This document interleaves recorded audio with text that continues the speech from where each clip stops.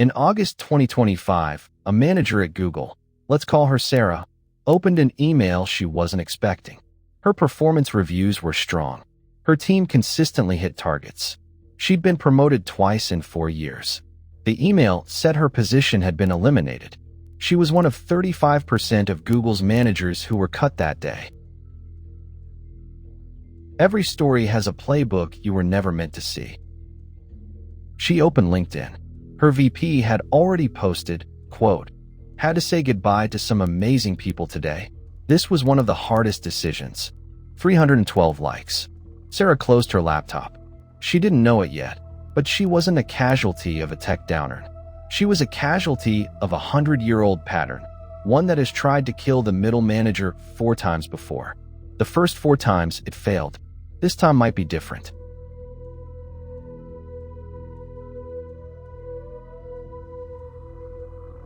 (1911) Frederick Taylor publishes The Principles of Scientific Management. His promise: make the factory floor rational. Measure every motion. Optimize every second.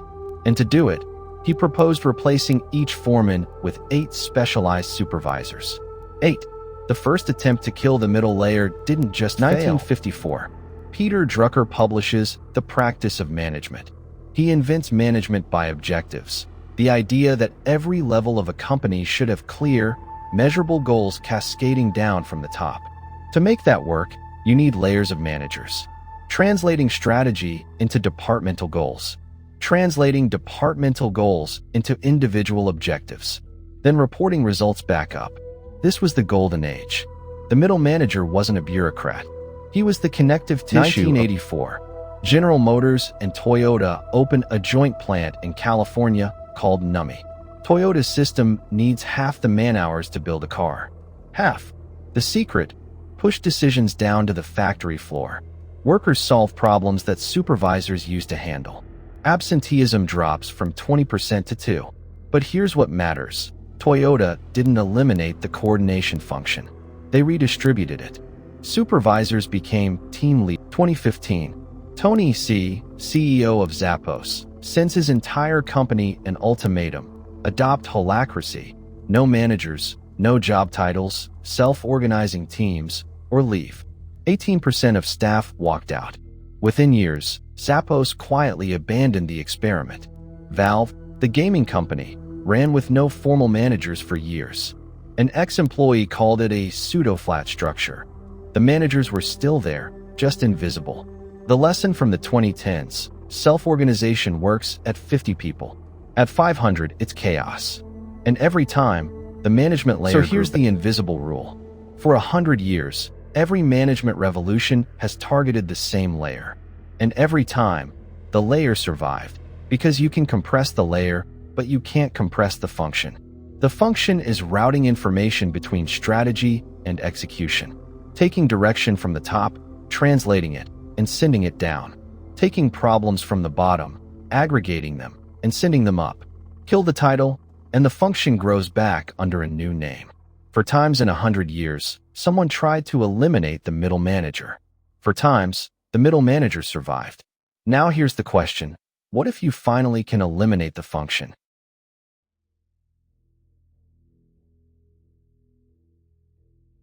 Between 2022 and 2025, middle managers declined 6.1%. Executives? 4.6%. Managers are being cut 30% faster than the C-suite. 42% fewer middle management jobs are posted compared to 2022. The great flattening isn't coming. Andy Jassy, Amazon CEO, created a Bureaucracy Mailbox, an internal email where any employee could report unnecessary rules. He got 1,500 emails, changed 455 processes. Then he went further. Every manager must have at least 8 direct reports, up from 6. Morgan Stanley estimated that meant 13,800 manager positions eliminated. Jassy told his leadership team that middle managers want to put their fingerprint on everything, but haven't been always making the right recommendations. His goal: Mark Zuckerberg approached it mathematically. The average number of direct reports per manager at Meta was 3 to 4. He felt it should be 7 to 8. Not a feeling, a calculation. He called 2023 the year of efficiency. Cut over 20,000 people. Many managers became individual contributors. Same desk, lower title, more work. He declared war on one specific structure: managers managing managers. Google, August 2025. 35% of all managers eliminated in a single announcement. Anyone managing fewer than 3 people, gone. The entire manager of managers layer in Google Customer Solutions, gone. 35%. Imagine walking into your office and 1 out of every 3 managers is gone. Not transferred, not reassigned. And it's not just tech. UPS cut 14,000 management positions. 29% of their total layoffs were managers. Estee Lauder cut 20% of their managers. Match Group, 20%. Salesforce halved its customer support workforce and replaced them with AI agents. Gallup measured the span of control expanding from 10.9 to 12.1 direct reports per manager in a single year. They stopped calling it layoffs. They started calling it unbossing, delayering, the great flattening. When something gets its own language, it's not a trend. It's a structural shift. On LinkedIn and Blind, the real voices tell a different story from the press releases. Laid-off managers describe a scarlet letter. Companies publicly calling the cuts low performers, even though many had positive reviews. Their VPs post sympathetic messages. 300 likes. Meanwhile, the people who kept their jobs aren't celebrating either. 43% say they feel directionless without managers. Teams scramble to figure out who's responsible for what. Remaining managers suddenly oversee twice as many people with no additional support. So let's ask the question nobody in the C-suite is asking publicly. What do middle managers actually do? Deloitte measured it. 40% of their time goes to solving problems and administrative tasks. 13% to developing people. The rest? Meetings, status updates, progress reports, resource allocation, scheduling, conflict resolution, information aggregation. Strip away the job titles and the org charts, and what's left is a single word: routing. Middle managers route information. They take strategy from the top, translate it into tasks, and push it down. They take problems from the bottom, aggregate them into reports. And here's what changed. A Harvard Business School study in 2025 analyzed 2.4 million actions by GitHub Copilot users. The finding: users spent 10% less time on project coordination. Not coding, coordination. Individual contributors are starting to self-coordinate. The router is becoming optional. The tools are already here. Asana, Monday.com, ClickUp, they all now offer AI-powered task assignment, automatic status updates, smart resource allocation. 55% of companies buying project management software in 2025 said AI was the deciding factor. And this is why this time might be different. Every previous revolution tried to eliminate the layer, the people with the manager title. And every time, the function grew back under a new name. But AI isn't attacking the layer. It's attacking the function. It doesn't redistribute coordination to other humans. It automates coordination itself. Scheduling, monitoring, reporting, resource allocation, context translation, all automatable. For 100 years, companies needed humans to move information between strategy and execution. Information went up slowly. Decisions came down slowly. Every layer added latency. Every handoff lost context. AI doesn't route information. It eliminates the need for routing. When the CEO can see real-time dashboards from every team, and the front line can access strategy documents and AI-generated context, this isn't fringe speculation. Gartner predicted in October 2024 that by 2026, 20% of organizations will use AI to eliminate more than half of their current middle management positions. IMD projects a 10 to 20% reduction in reporting-heavy roles by end of 2026. MIT's Iceberg Index found AI can already technically replace nearly 12% of the U.S. workforce, with middle management among the most exposed categories. The consulting class, the research institutions, and the data all agree. The routing function is automatable. But here's the part the CEOs don't put in their efficiency memos. Gallup measured what happens when managers oversee larger teams. Teams where managers have 0 to 5 direct reports complete their goals 79% of the time. Teams with 20 or more, 60%. For every 5 additional reports per manager, employee satisfaction drops 2 percentage points. The companies cutting managers are making their remaining teams measurably worse. And 55% of employers who laid off workers for AI, they regret it. Half will quietly rehire, but offshore or at lower salaries. The function grows back. It just gets cheaper. Then there's the generation that's supposed to inherit what's left. 72% of Gen Z say they'd rather be individual contributors than managers. They call it conscious unbossing. But Glassdoor data tells a different story. Gen Z is reaching management positions at exactly the same rate as every previous generation. They're now 1 in 10 managers. They say they don't want the job. They take it anyway, because career advancement still runs through that hallway, the one that's going empty. Here's what I keep coming back to. AI can automate scheduling. It can generate status reports. It can allocate resources and monitor progress and translate strategy into task lists. But can it do the one-on-one where someone says, "I'm burning out"? Can it navigate the politics of knowing which VP to copy on an email and which to leave off?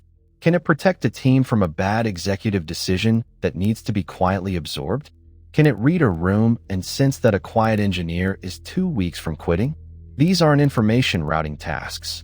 These are human tasks. And no dashboard, no matter how real-time, replaces them. The paradox isn't whether AI can automate the routing function. It can. The paradox is whether routing was the only function that mattered. And the paradox crystallizes. Companies are cutting managers to save money now, even though the data says it will cost them more later. Short-term cost optimization versus long-term organizational health. We've seen this movie before. It's called the quarterly earnings trap. Optimize for this quarter. Damage next year. And by the time the damage shows up in attrition rates and missed goals and burned out survivors, the CEO who made the cuts has already taken credit for the efficiency gains. Pull back to the 100-year view. Taylor tried to rationalize the middle. Drucker professionalized it. Toyota compressed it. Silicon Valley tried to erase it. Each time, the coordination function survived because humans can't self-coordinate at scale. The titles changed. Foremen became supervisors, became managers, became team leads, became scrum masters. But someone always stood in that hallway between the corner office and the open floor plan. AI is the first technology that attacks the function itself, not just the layer. It doesn't redistribute coordination to other humans. It automates coordination. Scheduling, monitoring, reporting, resource allocation, context translation, all automatable. For the first time in 100 years, the coordination function doesn't need a human body. But here's what the CEOs won't say on their earnings calls. The function that always grew back wasn't just coordination. It was also absorption. Middle managers absorbed the chaos, the contradictory priorities, the unreasonable deadlines, the bad executive decisions that needed to be quietly ignored. They were the organizational shock absorbers. Cut the shock absorbers, and the road feels a lot rougher. The question isn't just whether AI can automate coordination. It's whether anyone noticed that coordination was only half the job. In our last episode, we showed you the seat going empty, the SaaS pricing model dying because AI compressed the number of humans companies need. This is the next domino. The people who sat in those seats, many of them managed teams, routed information, translated strategy into work. The seats went empty. And now the hallway between the C-suite and the front line, the hallway where all that routing happened, is going empty too. For times in 100 years, someone tried to kill the middle manager. For times, the function grew back. As team leaders, as scrum masters, as coordinators, as pod leads. AI is the 5th attempt, and the first one targeting the function itself, not just the layer. Will it grow back a 5th time? As AI coordinators? As human-in-the-loop supervisors? As something we haven't named yet? Or is this the time it actually works? And we discover what an organization looks like without a middle? I don't know. Nobody does. What I know is this. If you're in the middle right now, if you spend your days routing information, running status meetings, aggregating reports, your function is being automated. Not your job title. Your function. And the question isn't whether the hallway goes empty. It's what grows back in its place.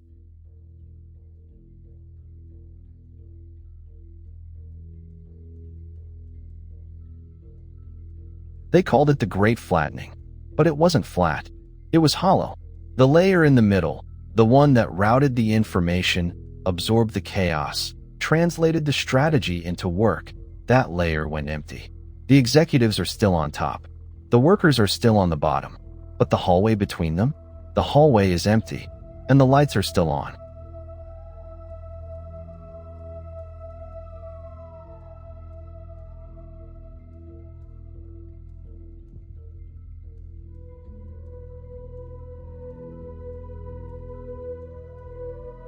If you want to see the playbook behind the next story, subscribe.